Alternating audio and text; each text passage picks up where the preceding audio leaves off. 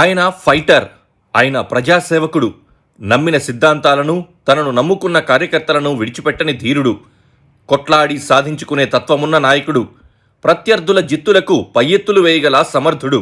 ఆయనే పటాన్ చెరువు కాంగ్రెస్ అభ్యర్థి కాట శ్రీనివాస్ గౌడ్. దక్కని టికెట్ పోరాడి సాధించుకున్న శ్రీనివాస్ గౌడ్ ఇప్పుడు టాక్ ఆఫ్ హైదరాబాద్ అయ్యారు. నగరాన్ని ఆనుకొని ఇప్పుడు మహానగరంలో భాగమైన పటాన్ చెరువులో జయకేతనం ఎగరవేస్తానని కూడా ధీమాగా చెబుతున్నారాయన. అనుచరులే కాటా శ్రీనివాస్ గౌడ్ బలం. తన ఆజ్ఞ కోసం ఎదురు చూసే శ్రేణులే ఆయనకు శ్రీరామరక్ష. నిత్యం ప్రజల సంక్షేమాన్ని కాంక్షించడమే ఆయన ప్రత్యేకత. సమస్య ఎక్కడుంటే అక్కడ వాలిపోయి దాన్ని పరిష్కరించే తత్వమున్న నేత కూడా ఆయనే కావచ్చు. అందుకే ఈసారి ఎన్నికల్లో కాటా శ్రీనివాస్ గౌడ్ పూర్తి ఆత్మవిశ్వాసంతో బరిలోకి దిగారు.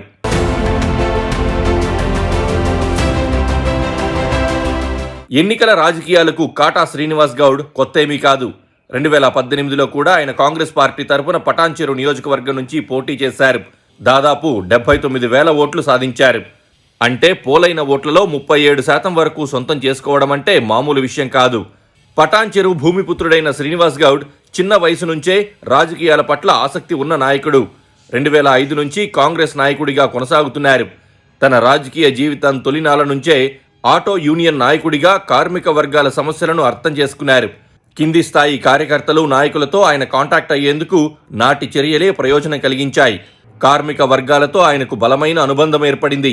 వారి జీవితాల్లో కొత్త వెలుగులు నింపేందుకు శ్రీనివాస్ గౌడ్ సేవలు చిరస్థాయిగా నిలిచిపోయాయి. సంగారెడ్డి నుంచి Indian trade union Congress president గాను కాట శ్రీనివాస్ గౌడ్ అంకిత భావంతో పనిచేశారు. అమీన్పూర్ సర్పంచ్గా ఘన విజయం సాధించిన శ్రీనివాస్ గౌడ్ ప్రజల మనిషిగా, ప్రజల్లో మనిషిగా పేరు తెచ్చుకున్నారు. క్రింది స్థాయి నుంచి గ్రామాల్లో అభివృద్ధి, సంక్షేమం రెండింటినీ అర్థం చేసుకుని అవిశ్రాంతంగా ప్రజలకు మేలు చేసే పనులను ఆయన చేపట్టారు. రాహుల్ గాంధీ భారత్ జోడో యాత్రలో భాగంగా తన నియోజకవర్గం పరిధిలో కాంగ్రెస్ అగ్రనేతలకు ఘన స్వాగతం పలకడం ద్వారా కాంగ్రెస్ పెద్దల ప్రశంసలు పొందారు. లింగంపల్లి నుంచి ముత్తంగ్ వరకు యాత్రలో కాటా శ్రీనివాస్ గౌడ్ కూడా రాహుల్ వెంట నడిచారు. పటాన్ చెరువు నియోజకవర్గంలో 11,000 దళిత కుటుంబాలుంటే కేవలం 1,100 మందికి మాత్రమే దళిత బంధు దక్కిందని చెబుతూ శ్రీనివాస్ గౌడ్ నిర్వహించిన నిరసనలతో బీఆర్ఎస్ సర్కార్కు ముచ్చెమటలు పట్టాయి. పటాన్ చెరువు నియోజకవర్గం కాంగ్రెస్ పార్టీ ఇన్ఛార్జిగా ఆయన చేపట్టని కార్యక్రమం లేదు. బీఆర్ఎస్ ప్రభుత్వ నిధుల దుర్వినియోగానికి సంబంధించి దశాబ్ది దగా పేరుతో నిర్వహించిన ఆయన నిరసన కార్యక్రమం సూపర్ సక్సెస్ అయింది.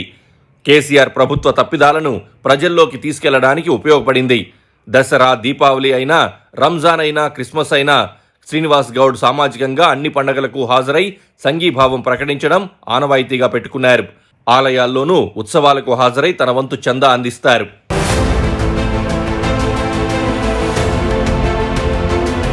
కాట శ్రీనివాస్ గౌడ్కు తొలుత పార్టీ టికెట్ ఇవ్వలేదు. నీలం మధుకు ఆ టికెట్ ఇవ్వడంతో కాట అనుచరులు తీవ్ర ఆగ్రహం చెందారు. నిరసనలు నిర్వహించారు. దాంతో అధిష్టానం పునరాలోచన చేసి కాట శ్రీనివాస్ గౌడ్కు టికెట్ కేటాయించింది. అందుకు ఓ కారణం కూడా ఉంది. వరుసగా 2 సార్లు గెలిచి హ్యాట్రిక్ కోసం ప్రయత్నిస్తున్న బీఆర్ఎస్ ఎమ్మెల్యే మహిపాల్ రెడ్డిని ఓడించాలంటే అది నీలం మధు వల్ల కాదని, కాటా శ్రీనివాస్ గౌడ్ వల్లే సాధ్యమని అధిష్టానానికి అర్థమైంది. నియోజకవర్గంలో అన్ని మండలాల్లోనూ శ్రీనివాస్ గౌడ్కు మంచి పేరుందని, అనుచరులున్నారని పార్టీ పెద్దలకు నివేదిక అందడంతో వారు అభ్యర్థిని మార్చి కాటకు టికెట్ కేటాయించారు. మరుక్షణమే రంగంలోకి దిగిన శ్రీనివాస్ గౌడ్ ఇంటింటికి, వీధి వీధికి తిరుగుతూ ప్రచారాన్ని తారాస్థాయికి తీసుకెళ్లారు. ఈసారి గెలుపు తనదేనన్న ధీమాతో ఉన్నారు.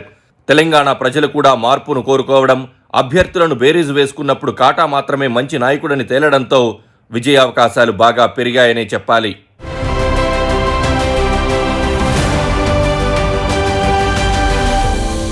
Please do subscribe to Please do subscribe to Please do subscribe to Please do subscribe to Please do subscribe to Please do subscribe to KTV Telugu.